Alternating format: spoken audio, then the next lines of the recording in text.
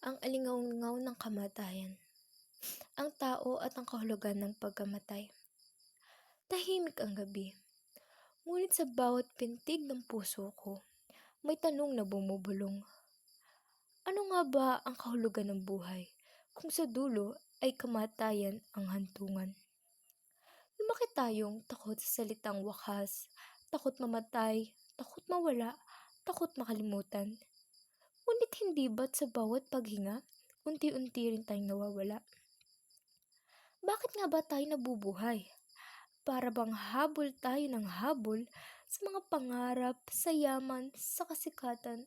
Ngunit sa huli, kapirasong lupa lang din ang ating pupuntahan.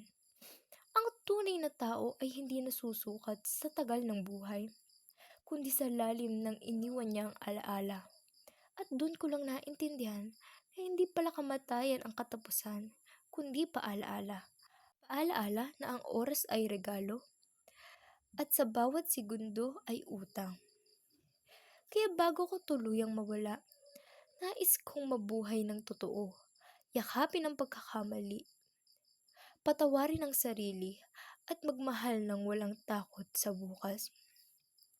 Kung darating man ang kamatayan, tatanggapin ko siyang parang kaibigan, dahil ang kamatayan ay hindi pader, isa siyang pinto patungo sa katahimikan.